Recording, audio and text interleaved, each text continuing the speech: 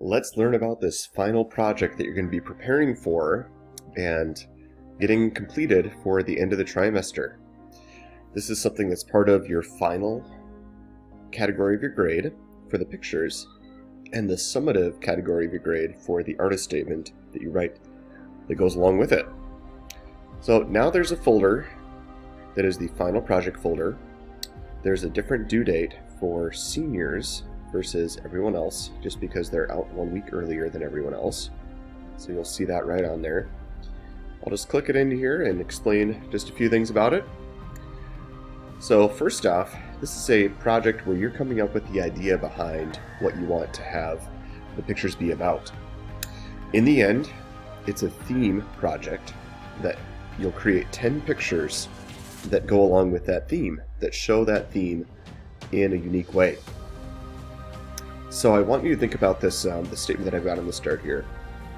Think about how the pictures that you're taking can communicate this theme. I want you to choose something that's important to you as well. You could also think about how the series of pictures could, start with one and then progress through all 10 to continue to show your theme in a more detailed way as you go.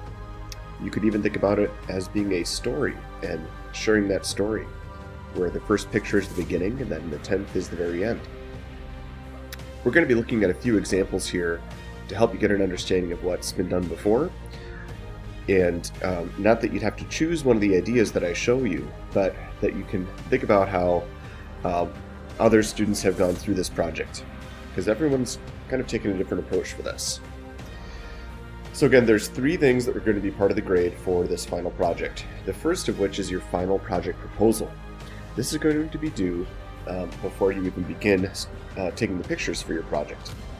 This will be a chance for you to communicate your theme and get some feedback from me about how your theme might work, or maybe there's some things that I could suggest to help make it work better.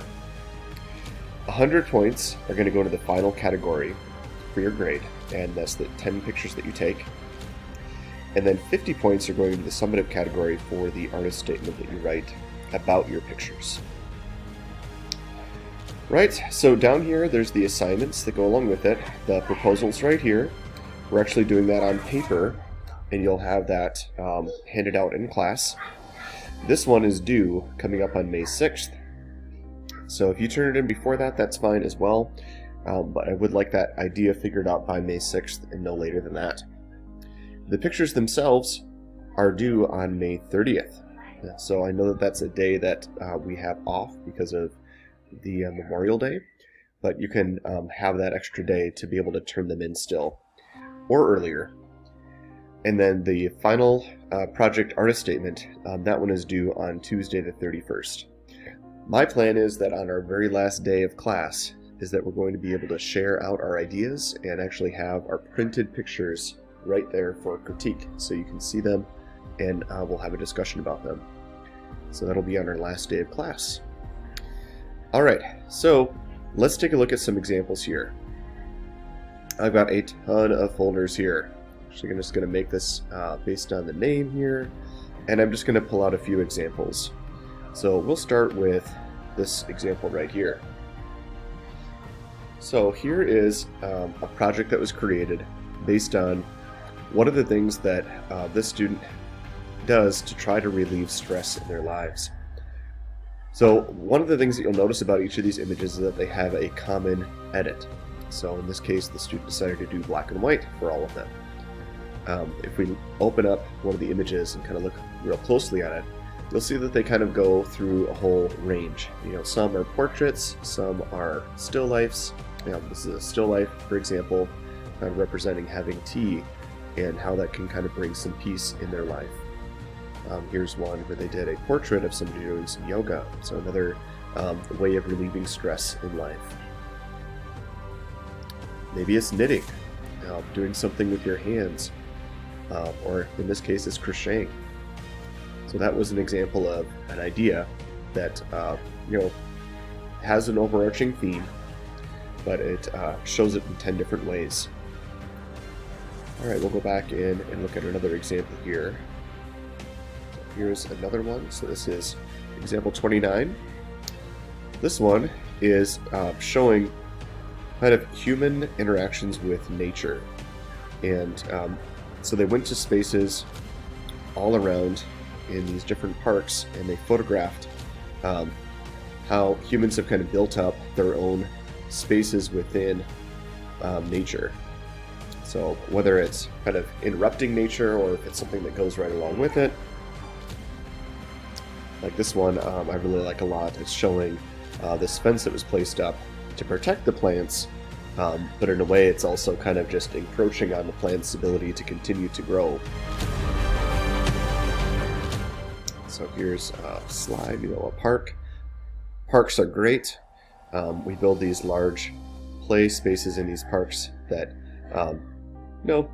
it does pave away some of nature, even though it allows us to enjoy nature.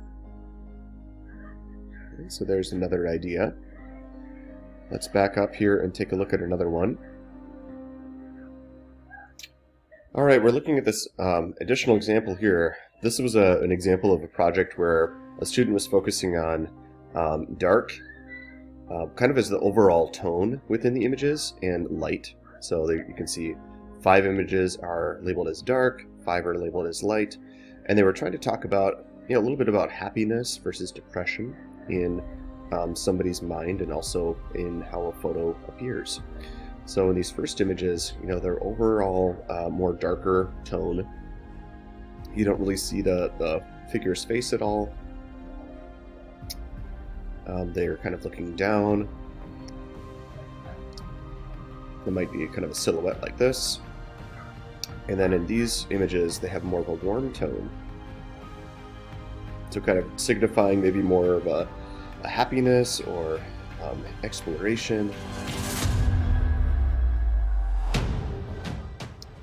So there's a ton of different things you can do for this project that can be really unique. Let's take a look at one more example together. Example 39. So let me just open up the artist statement on this one. We can take a look.